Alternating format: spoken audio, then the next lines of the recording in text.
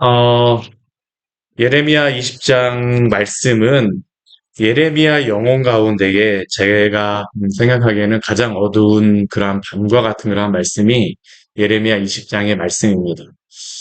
예레미야 20장 앞에 그 말씀에서는 어떤 일이 벌어졌었냐 하면 우리가 주일날 보았던 말, 이게 계속 이어지는 겁니다. 주일날 말씀에서는 흰놈의 골짜기에 가서 그가 이스라엘의 심판에 대하여 하였었는데 그 선포하고 난 이후에 어, 그리고 또 그가 예루살렘 성전에 들어가서도 또 하나님의 말씀을 선포합니다. 그러면 이렇게 선포하고 난 이후에 이 예루살렘 성전 안에 있는 사람들, 예루살렘 성에 있는 그러한 사람들이 무엇인가 조금이라도 좀 변화가 되어지면 좋은데 전혀 변화되어지지 않습니다. 오히려 반대의 일이 예레미야에겐 일어납니다. 어떠한 일이 벌어지냐 하면 여호와의 성전의 총감독이라고 불리었던 바술이 예레미야가 예언하는 그 소리를 듣고 나서 예레미야를 붙잡습니다. 그리고 매로 때립니다. 그리고 감옥에 가둡니다. 조선시대에 우리가 여기 보게 되면 조선시대에 그 감옥에 갇히게 되면 목에다 이렇게 칼 같은 걸 두르잖아요. 도망가지 못하게. 그걸 여기에 보면 예레미야가 하고 있습니다. 우리 앞에 20장 2절 말씀에 보게 되면 베냐민 문 위층에 목에 씌우는 나무거랑으로 채워두었더니 하루 종일 맞고 하루 종일 뭐 하나님의 말씀을 하루 종일 전하고 또 이 사람들 성전에 가서 또 말씀을 전하고 사람들이 변할 줄 알았는데 오히려 매를 맞습니다. 그리고 목에 칼을 채워둡니다. 고랑으로 채워둡니다. 예레미야가 스스로 어떤 생각이 들었을까요? 그 다음날 되어서 그 목에 있던 그 칼을 풀어줍니다. 그러자 예레미야가 자신을 이렇게 가두어 두었던 바술에게 그 이름을 바꾸어 주는데요. 무엇이라고 바꿔주냐 하면 그 20장 3절 뒤에 말씀해 보게 되면 마골 밑사빕이라고 이름을 바꿉니다. 이 바술이라고 하는 그러한 이름은 자유라는 그러한 이름인데요. 이 마골 밑사빕이라고 하는 그러한 이름은 어떠한 뜻이냐면 사방이 두려움이라고 하는 그러한 의미입니다. 이 의미를 주신 그 이름을 하나님이 바꾸라고 하신 겁니다. 이렇게 바꾼 이유는 무엇입니까? 너희가 여호와를 따르지 않게 되면 너희가 너희 자유를 따라서 마음대로 행하지만 그렇게 행하게 되면 어떻게 된다는 겁니까? 하나님 없는 그러한 자유는 나골 밑사 빛과 같이 된다라는 겁니다. 사방이 두려움이 임할 수밖에 없다라는 거죠. 근데 지금 예레미야가 이 말씀을 전하는 때가 어느 쯤이냐면 한 예레미야가 사역을 한 지 한 30년 정도 지났을 때라고 생각이 되어집니다. 왜냐하면 이게 예레미야 말씀 같은 경우는 꼭 순서대로 적혀 있진 않아요. 그렇지만 어느 정도는 이게 순서를 따라서 적혀져 있다라고 기록이 되어 있다라고 저는 뭐 생각을 하는데 21절 말씀해 보게 되면 누가 나오냐면 21장 이후의 말씀에 21장 3절 말씀해 보게 되면 시드기야가 나옵니다. 시드기야. 이 시드기야 왕은 누구냐 하면 이스라엘의 가장 마지막 왕이 바로 이 시드기야입니다. 그러니까 예레미야가 지금 이 말씀을 전할 때가 시드기야 왕인지 아니면 그 앞에 여호와김 왕인지는 분명하진 않지만 거의 마지막 때 됐을 때라는 겁니다. 거의 한 30년 정도 되었을 때라는 것이죠. 예레미야도 30년 정도 말씀을 전하고 나니까 이제는 어린아이와 같이 나는 어린아이라 어떻게 주의 말씀을 전합니까? 두렵습니다라고 했던 그러한 예레미야가 이제는 사자같이 되어진 것이죠. 뭐 왕의 눈치도 보지 않고 여호와의 성전 문지기가 그렇게 해도 전혀 뭐 신경도 쓰지 않습니다. 너를 하나님이 마골 밑사빕이라고 부르게 하셨다라고 직격탄을 날리는 겁니다. 그리고 나서 그 다음에 나오는 말씀이 바로 오늘 말씀입니다. 근데 이게 마골 밑사빕이라고 부른 것 때문에 예레미야가 사실은 당하는 고난이 있습니다. 이게 그 모든 상황 때문에 예레미야가 하나님의 말씀을 전하였기 때문에요. 오늘 7절 말씀을 보게 되면 이렇게 말씀하고 있죠. 여호와여 주께서 나를 권유하시므로 내가 그 권유를 받았사오. 주께서 나보다 강하사 이기셨으므로 그러면 그 뒤에 말씀에 보게 되면 뭐라고 나와야 됩니까? 하나님의 말씀을 내가 전하여서 너무나도 기쁩니다라고 하든가 9절 말씀이 딱 이어지면 전 참 좋을 것 같아요. 주께서 나보다 강하사 이기셨으므로 내가 다시는 여호와를 선포하지 아니하며 그의 이름을 말하지 아니하리라 하며 나의 마음이 불붙는 것 같아서 골수에 사무치니 막 하나님의 말씀에 붙잡혀진 것과 같은 그러한 마음이 나오면 그러한 그 격정을 토로하면 참 좋겠는데 주께서 나보다 강하사 이기셨으므로 하나님의 말씀을 전하는데 어떠한 일이 벌어집니까? 예레미야 상황은 내가 조롱거리가 된다라고 이야기합니다. 사람마다 종일토록 예레미야를 조롱한다라고 이야기하면 이게 실제로 다 예레미야가 당하였던 겁니다. 성 밖에서 그가 하나님의 말씀을 전하였는데 조롱거리가 된 거고요. 흰놈의 아들 골짜기에서 성전 안에서도 전하였는데 조롱거리가 된 겁니다. 사람들이 회개한 게 아닙니다. 예레미야를 더 조롱하였습니다. 왜 그렇다라고 8절 말씀에서 그가 이야기합니까? 내가 말할 때마다 외치며 파멸과 멸망을 선포함으로 흰놈의 아들 골짜기에 가서도 파멸과 멸망을 선포하였고 예루살렘 성전에 들어와서도 뜰에 서서도 파멸과 그 멸망을 선포하였습니다. 그 하나님의 말씀을 전하였기 때문에 사람들의 그 반응은 무엇이냐면 여호와로 말미암아서 말씀으로 말미암아서 내가 종일토록 치욕과 모욕거리가 되었습니다. 지금 예레미야의 마음은 어떠한 마음이냐면 사람들이 지금 예레미야를 조롱하는 것으로서 그의 마음이 힘든 게 아닙니다. 더 힘든 것은 무엇이냐면 하나님의 말씀을 전하였기 때문에 그는 사실은 더 마음이 힘듭니다. 앞에 우리 7절 말씀에 권유하다라고 하는 단어가 있는데 이 권유하다라는 단어가 이게 사실은 권유하다라는 그 의미보다는 무슨 의미냐 하면 이게 속이다, 희롱하다라는 그러한 단어입니다. 그래 이 말씀이 어떠한 의미냐 하면 원문적으로 보게 되면 어떠한 뉘앙스의 이 문장이냐 하면 여호와의 주께서 나를 소명을 주셔서 사명을 주셔서 하나님의 말씀을 당신의 말씀을 전하게 하셨는데 그게 꼭 무엇처럼 느껴지냐면 나를 속이시고 희롱하셔서 하나님의 말씀을 전하게 되어진 것 같다라고 그가 이야기합니다. 왜 그럴까요? 하나님의 말씀을 전하면 사람들이 회개하고 돌아와야 되는데 회개하고 돌아오는 것이 아니라 오히려 그 주변의 사람들이 뭐라고 예레미야를 하냐면 조롱을 하는 겁니다. 조롱을 해요. 하루 종일 조롱과 그 치욕거리로 예레미야를 삼고 있습니다. 근데 이의 마음속에서는 하나님이 나를 숨기시는 것 같다라는 그 마음이 지금 드는 거예요. 이게 얼마나 슬픈 겁니까? 소명을 받고 사명을 받았는데 평생 소명을 받아서 일했는데 정말 시골 교회에서 아무도 따르는 사람 없이 그냥 은퇴해버린 겁니다. 목회자로도 오늘날 치게 됩니다. 누구도 그를 존경하지 않습니다.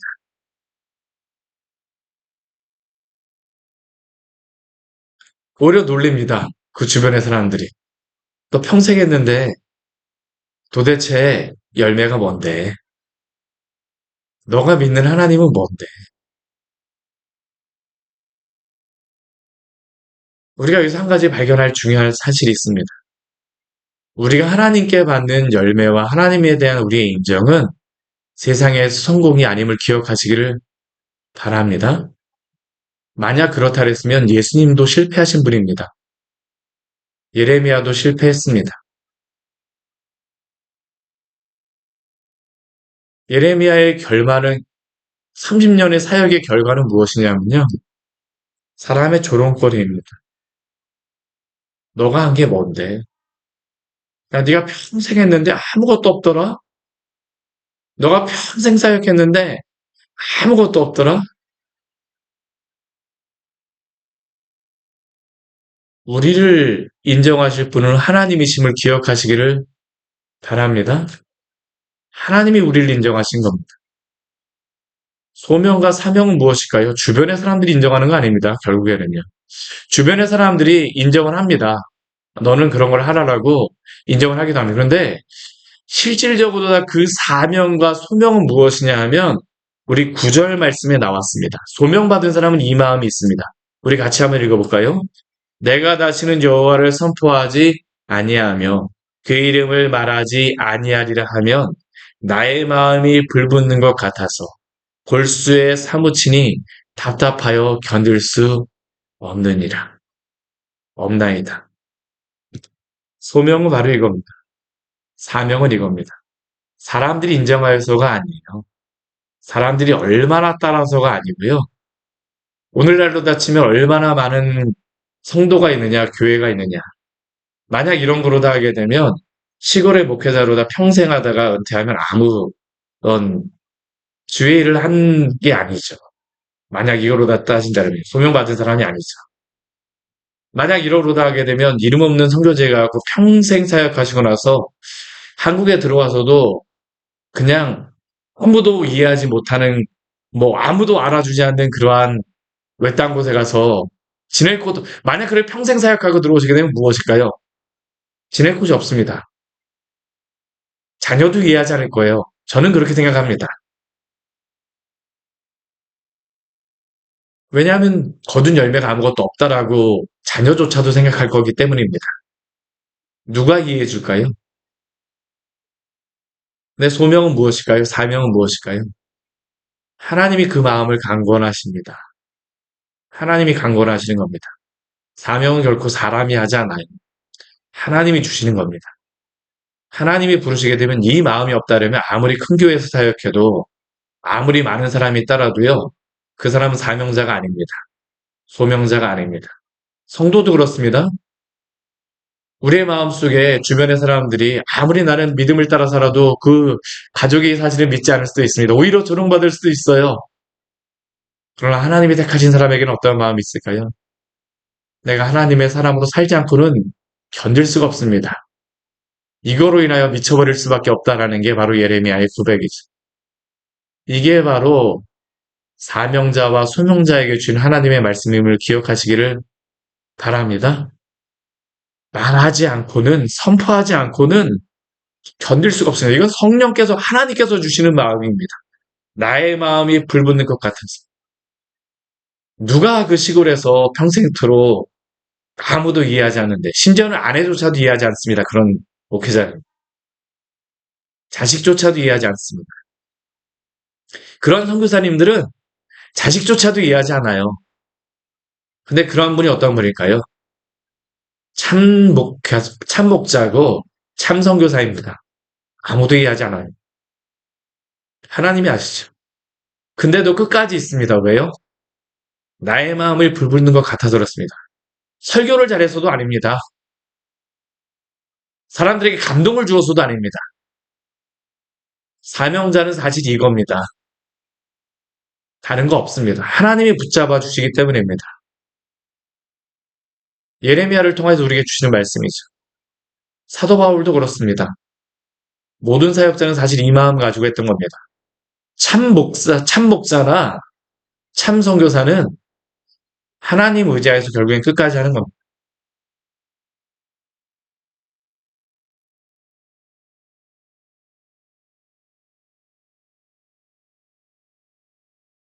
나의 마음이 불붙는 것 같아서 국수에 사무치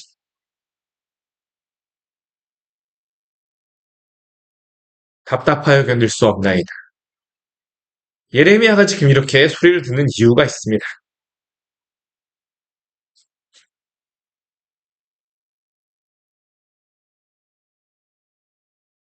왜냐하면 그가 이야기했던 거기 때문에, 이야기했던 게 있기 때문입니다. 오늘 10절 말씀이 사실 굉장히 중요한 거예요. 이게 말씀이 계속 이어지는 겁니다. 이게 10절 말씀에서 그가 무슨 소리를 들었냐면 사실 이게 그에게 가장 힘든 말이었습니다.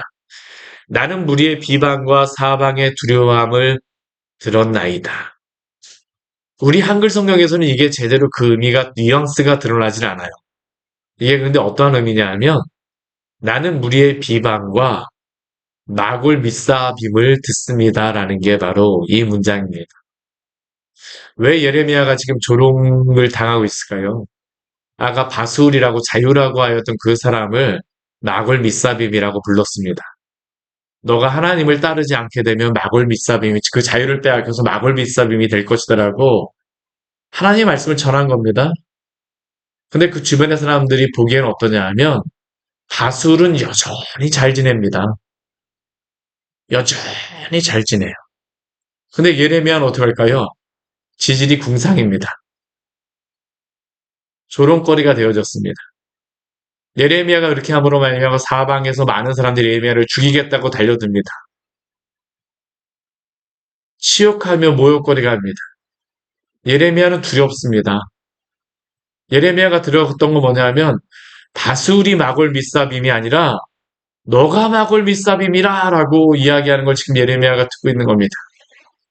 그러니까 예레미야의 마음속에 어떤 생각이 들을까요? 하나님이 나를 속이셨구나라는 마음이 들 수밖에 없는 겁니다, 이게. 이게 뉘앙스가 이 말씀을 잘 봐야지만 이게 보이는 겁니다. 그냥은 보이질 않아요. 예레미야의 마음을 한번 생각해 보십시오. 내가 하나님의 말씀을 더 전하면 전할수록 주변의 사람들에게는 놀림을 받고요. 그러니까 이제는 사람들이 놀리는 게 아니라 하나님이 나를 속이는 것 같습니다. 근데 그의 마음속에선 내가 다시는 여호와를 선포하지 아니하고 그 이름을 말하지 아니하겠다라고 하게 되면 그의 마음은 더 불붙는 것 같아서 골수에 사무쳐서 답답하여 견딜 수가 없습니다. 이게 바로 예레미야의 상황이죠. 사람들이 이야기합니다. 우리가 이렇게 너를 못 살게 하면 한번 고소해봐라. 우리도 너를 고소하리라. 예레미야가 듣고 있는 겁니다. 오늘 학교에서 선생님들, 학부모들이 와갖고 선생님들 막 여러 가지 못 살게 굴고 막 그러니까 막 이게 소송전 일어나고 그럽니다. 저는 이것도 비슷한 거라고 생각을 하죠. 서로 간에 막 합니다. 누가 잘못했는지는 잘 모르겠지만, 어디서부터 무엇을 이야기해야 될지 잘 모르겠지만, 예레미야에게 이야기합니다. 너가 그렇게 우리가 두려워하게 하고 있는데 한번 고소해봐. 우리는 너 고소할게. 너가 우리한테 한 거 고소할게.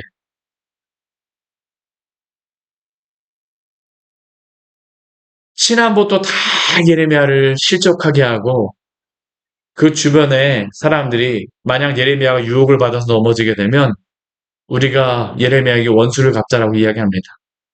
이러한 때의 소망이 무엇일까요? 소명이 무엇입니까? 여호와 하나님이 유일한 소망인 줄 믿습니다. 이러한 상황 속에 21절 이후에 예레미야가 하나님 앞에 기도하는 겁니다. 우리 11절, 12절, 13절 말씀 같이 한번 읽어보겠습니다. 그러하오나 여호와는 두려운 용사 같으시며 나와 함께 하심으로 나를 박해하는 자들이 넘어지고 이기지 못할 것이오며 그들은 지혜롭게 행하지 못함으로 큰 치욕을 당하오리니 그 치욕은 길이 있지 못할 것이니이다. 의인을 시험하사 그 패부와 신장을 보시는 만군의 여호와여 나의 사정을 주께 아뢰었사오니 주께서 그들에게 보복하심을 나에게 보게 하옵소서. 여호와께 노래하라. 너희는 여호와를 찬양하라. 가난한 자의 생명을 행악자의 손에서 구원하셨음이니라. 아멘. 하나님이 그럼에도 불구하고 위로자가 되어주시고 소망이 되어주시고 구원이 되시는 줄 믿습니다. 속이는 자 같으나 그러나 예레미야에게 그럼에도 불구하고 여호와 하나님이 그의 용사며 함께 하셔서 지키는 자이시며 또한 구원이 되신다라고 그는 고백합니다. 이게 바로 주를 의지하며 살아가는 고난 가운데 있는 사람들의 고백입니다. 그래서 오늘 그 20장의 이 말씀을 어떤 사람은 이 20장을 예레미야의 겟세마네라고 이야기합니다. 예수님께서 겟세마네에서 여호와 하나님으로 인해 끝까지 기도하셨던 것 같이 여호와 하나님께 기도하는 그러한 예레미야라고 이야기를 하죠. 주님을 의지하는 자는 가장 마지막에 고난을 당하게 되면 저는 예레미야 같은 기도를 할 수밖에 없다고 생각을 합니다. 오늘 그 뒤에 말씀을 보게 되면 욥과 동일한 그러한 고백을 하죠.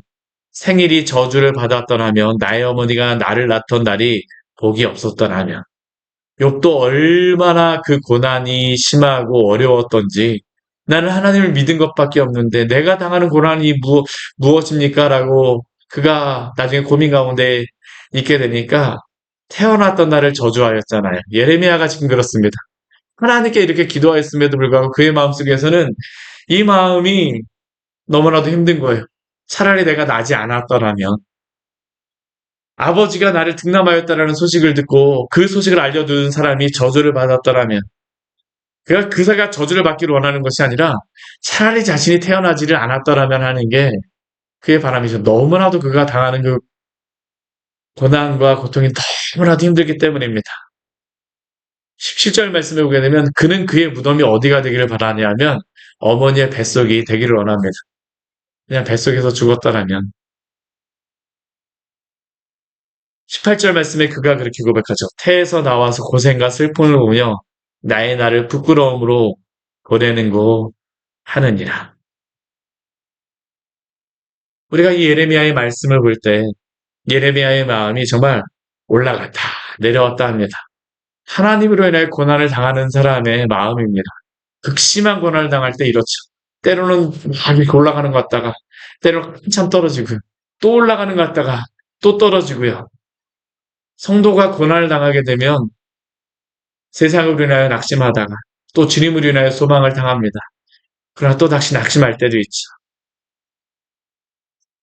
근데 저는 이 말씀을 보면서 한편에서 위로를 받습니다. 우리만 그런 게 아니구나. 우리만 그런 게 아니고 예레미야도 그렇습니다. 아무리 믿음이 있는 사람이라 할지라도 하나님의 백성이라 할지라도 이렇습니다. 30년 동안 순재 사역을 하면서 그 하나님 앞에 붙잡혀 있음에도 불구하고 이 마음이 드는 겁니다. 인간인지라 어쩔 수 없어요.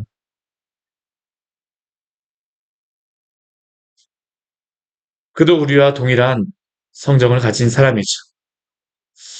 그러나 분명히 또한 그를 통하여 알 수 있는 것은 무엇입니까? 이렇게 넘어지고 낙심한 것 같지만 끝까지 하나님을 향한 소망을 잃지 않음을 기억하시기를 바랍니다. 하늘이 막히지 않았다라는 것을 그는 알고 있습니다. 그렇게 울다가 정신을 차리면 다시 하나님께 소망을 찾고 힘을 얻습니다. 낙심되면 예레미야는 그 문제를 하나님께 풀어놓는 것이 아니라, 사람에게 풀어놓는 것이 아니라 하나님께 풀어놓습니다. 하나님이 살아계시다는 것을 고난 가운데 고백합니다. 그 사람이 누굴까요? 끝까지 하나님께 붙들려 있는 사람입니다. 사실 우리가 하나님 사람에게 우리의 억울함을 토로하면 때로는 우리가 토로한 사람으로 인하여서 낙심할 때도 있습니다. 부작용도 발생할 수 있어요. 그러나 은밀한 고백은 누구에게 해야 될까요? 하나님께 하시기를 바랍니다. 하나님이 우리를 기억하십니다. 사도 바울도 동일한 고백을 하는 것을 우리가 볼 수 있습니다. 고린도후서 4장 8절과 9절 말씀에 보면 이렇게 고백합니다. 우리가 사방으로 우겨쌈을 당하여도 쌓이지 아니하며 답답한 일을 당하여도 낙심하지 아니하며 박해를 받아도 버림받지 아니하며 거꾸러짐을 당하여도 망하지 아니하고. 왜 그렇습니까? 고린도후서 4장 7절 말씀에 보게 되면 이러한 말씀을 하고 나서 그가 이렇게 고백합니다. 이 보배를 질그릇에 가지었으니 이는 심히 큰 능력은 하나님께 있고 우리에게 있지 아니함을 알게 하려 함이니라. 아멘. 우리 흰놈의 골짜기에서 예레미야가 온기를 깨뜨렸었죠. 그런데 하나님께서는 질그릇과 같은 우리에게 하나님을 아는 지식을 주셨음을 기억하시기를 바랍니다. 우리를 끝까지 강권하시는 분은 하나님이십니다. 심히 큰 능력은 하나님께 있습니다. 낙심되십니까? 질그릇과 같은 우리이지만 하나님을 아는 지식을 주셨기에 우리 하나님으로 인하여 우리 주 예수 그리스도로 인하여 위로받고 소망을 얻으시기를 바랍니다. 주의 은혜와 그 사랑이 우리를 강권하십니다. 고린도후서 4장 15절과 16절 말씀은 이렇게 말씀합니다. 이는 모든 것이 너희를 위함이니 많은 사람의 감사로 말미암아 은혜가 더하여 넘쳐서 하나님께 영광을 돌리게 하려 함이라. 그러므로 우리가 낙심하지 아니하노니 우리의 겉사람은 낡아지나 우리의 속사람은 날로 새로워지는도다. 아멘. 우리는 낙심한다 할지라도 이 낙심 가운데에 우리의 속사람을 우리 주님께서 새롭게 하여 줄 줄 믿습니다. 같이 기도하도록 하겠습니다. 하나님 아버지 오늘 말씀을 통해